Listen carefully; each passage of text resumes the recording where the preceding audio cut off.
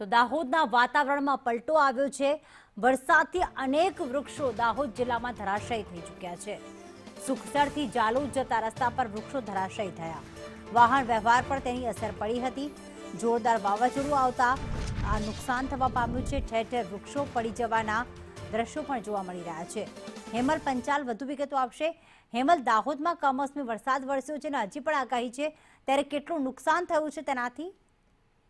ચોક્કસ વાત કરીએ તો દાહોદમાં વહેલી સવારે અચાનક વાતાવરણની અંદર પલટો આવ્યો હતો અને હાલ પણ હવામાન વિભાગની આગાહી છે કે દાહોદની અંદર વરસાદ પડશે। ત્યારે જે વહેલી સવારે જે વરસાદ પડ્યો હતો, ભારે પવનના સુસવાટા અને વીજળીના કડાકા સાથે વરસાદ પડ્યો હતો। જ્યાં કેટલીક બાજુ પવનના સુસવાટા સાથે તેમજ બરફના કરા સાથે વરસાદ પડ્યો હતો, ત્યારે અનેક જગ્યાએ નુકસાનની પણ ભીતિ સેવાઈ હતી, જેની અંદર અનેક વૃક્ષો જે છે ધરાશયી થયા હતા।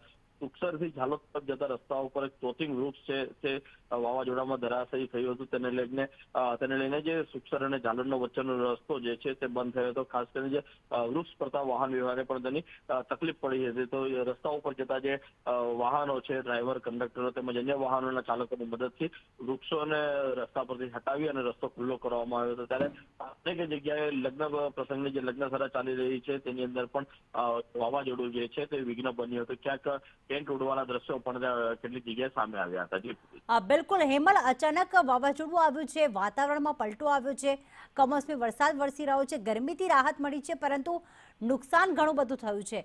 શું દાહોદમાં ખેતીના પાકને પણ નુકસાન થઈ શકે છે? ચોક્કસ જે ઉનાળો જે પાક જે લોકો લેતા હોય છે અહીંયા, તેને લઈને પણ ખેડૂતોને ક્યાંક ને ક્યાંક જે પાક જે છે તેને પણ નુકસાનની ભીતિ સેવાઈ રહી છે। ખાસ કરીને ઉનાળાની સિઝનની અંદર અહીંયા ચણા અને મગ જેવા જે પાકો જે છે લેતા હોય છે, પરંતુ ક્યાંક ને ક્યાંક જે ભારે વરસાદ જે વરસ્યો હતો, કમોસમી વરસાદ છે, તેને લઈને પણ અહીંયા નુકસાન અહીંયા જોવા મળી રહ્યું છે। જી બિલકુલ, આભાર તમામ વિગતો માટે હેમલ।